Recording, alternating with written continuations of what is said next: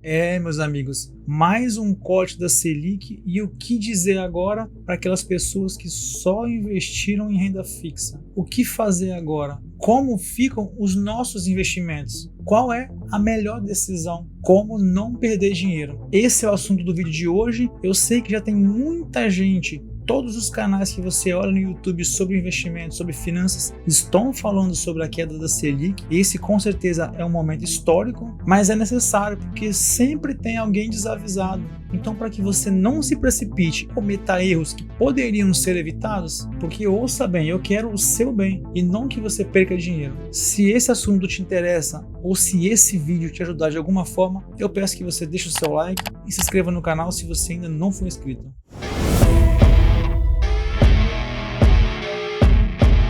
Bem, gente, aqui quem fala é o Anderson, criador deste que é o seu, o meu, o nosso canal. O canal para quem busca mais ativos e menos passivos. No dia 20 de março aconteceu mais uma super quarta, data que recebe esse apelido por ser muito importante para a economia nacional brasileira e também mundial, já que é o alinhamento das reuniões de políticas monetárias tanto do Brasil quanto dos Estados Unidos, que, como o apelido já diz, acontece na quarta-feira. O Comitê de Política Monetária, o Copom, reduziu em meio ponto percentual, conforme já tinha sinalizado nos últimos comunicados.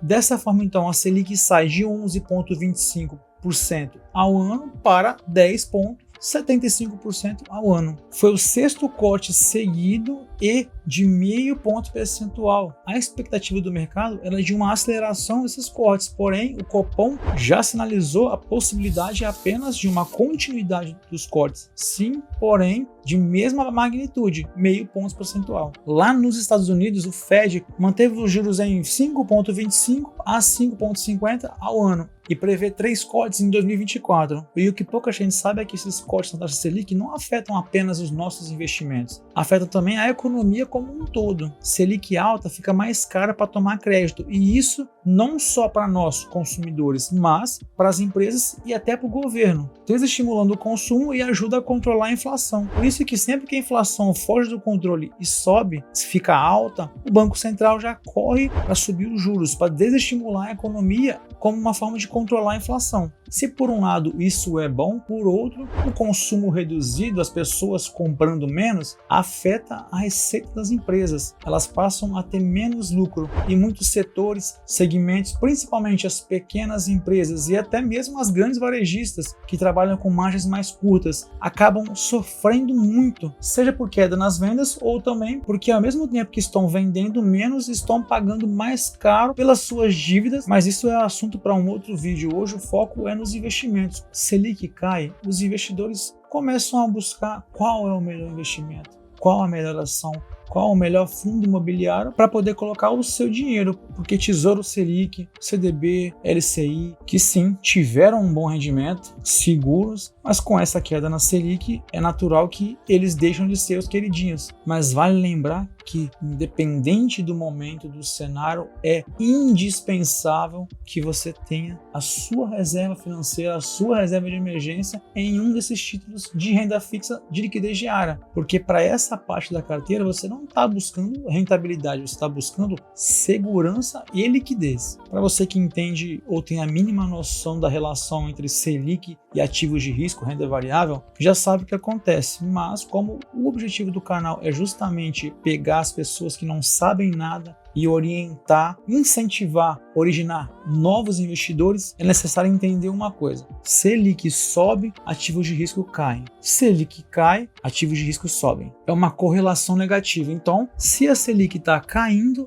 o que vai acontecer com os ativos de risco, com a renda variável, com as ações? O óbvio, vai subir. Eu já venho avisando isso há algum tempo, há alguns dias. Então, se você acompanha o canal, se você assiste meus vídeos, tá tranquilão, já deve estar ganhando bastante dinheiro. Mas se você tá aí e não comprou nenhum ativo, nenhum fundo imobiliário, nenhuma ação, nem que seja uma ação da Oi, mas pensando bem, se for para comprar Oi, melhor não comprar nada, né? Melhor jogar no Tigrinho. Não, esquece. Falei merda. Mas enfim, se você ainda não começou a investir, viu que a Selic está caindo, se tudo correr bem e a inflação não fugir do controle, vai continuar caindo, então você decide esperar para ver quanto vai estar a Selic lá no final do ano ou no começo do ano que vem, 2025, Para começar, saiba que o mercado, recentemente chamado carinhosamente de o mercado é um rinoceronte, um dinossauro voraz. Ele quer tudo para ele. Ele não espera. Quando você pensa que ele vai subir, ele já decolou. Os ativos são precificados antes. O mercado é movido por expectativa. Mais um ponto é que ele sobe no boato e cai no fato. Como assim? Imagine que 2024 se encerre com uma Selic no patamar de 9,25. É uma redução de 1,5 ponto em relação aos atuais 10,75. Mas, lá nesse momento, no final do ano, pode ser que o mercado, em vez de subir, caia, porque a expectativa do mercado é de que no final de 2024 a Selic esteja em 9%. Então, por mais que ela esteja mais baixo do que hoje, ela não atendeu à expectativa do mercado. E aí, em vez de subir, o mercado pode cair, frustrando a expectativa. Analisando a evolução da taxa Selic, lá em 2023 ela andou de lado por um tempo, mantendo a faixa dos 13,75, mas lá em agosto de 2023 ela teve o primeiro corte de meio ponto percentual, seguido de setembro, novembro, dezembro, janeiro e março, que foi o sexto corte seguido de meio ponto percentual. Agora, olhando o gráfico do Ibov, não que eu ache que o Ibov seja um bom índice para comparar os nossos investimentos, mas é o que temos. Ele representa as ações mais negociadas da bolsa, as mais negociadas, não as melhores. Olhando o gráfico, aqui em agosto, que é quando começou os cortes da Selic, a bolsa de valores subiu 5,10%, entre altas e baixas, mas atualmente acumula uma alta de 5,10%. Só que tem um detalhe, porque como a Selic estava andando de lado, você viu ali que durante algum tempo ela ficou com a taxa em 13,75%, a expectativa era de queda. Então a bolsa já começou a se precificar ali, daqui desse fundo, até no período em que começou a cortar o juros, a bolsa já tinha subido mais de 21%. Então, se você esperou para quando começasse a cortar os juros de fato, não investiu naquele período em que ela estava andando de lado, quando você entrou, a bolsa, os ativos já tinham subido. Significa que está caro? Não, mas já não está tão barato. Quem comprou lá atrás, quando a renda variável estava em baixa e a renda fixa reinava, está ganhando muito dinheiro. E olhando um indicador que eu gosto muito, que é o PL do Ibovespa, nada mais é do que o preço que você está pagando por um lucro adiantado. Quanto mais alto esse indicador for, significa que você está pagando mais caro por um lucro. Você vai levar mais tempo para receber o que você investiu de volta. Atualmente, esse indicador está em 7,74, que é bom, não é ruim. Ainda olhando por essa imagem, você percebe que ele está nas mínimas. Só que há pouco tempo atrás, ele estava em 4,33. Ainda está com um PL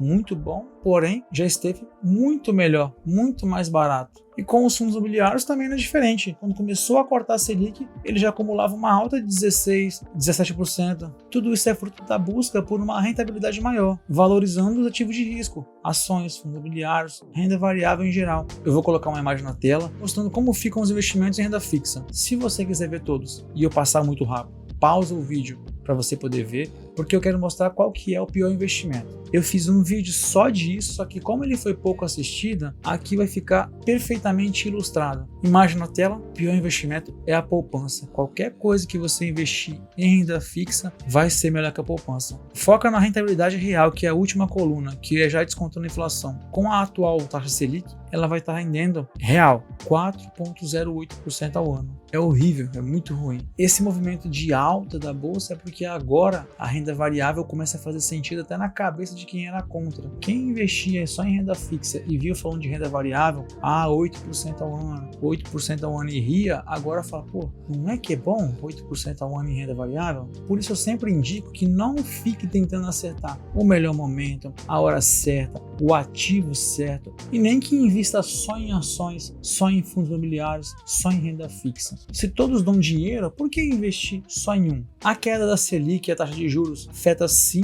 muito os investimentos, não significa que você precisa sair da renda fixa para comprar tudo em renda variável. Eu sempre falo, quase todo vídeo, diversifica. Independente do que aconteça, se você tiver uma diversificação, a sua carteira vai estar sempre bem, porque existe uma correlação. Se um cai, o outro sobe. Se a sua parte de renda fixa cair, a renda variável segura e vice-versa. Eu vou ficando por aqui. Se esse vídeo te ajudou ou trouxe alguma informação que você não tinha, só que eu te peço que você deixe o seu like, Se inscreva no canal se você ainda não for inscrito. Te espero no próximo vídeo e fui!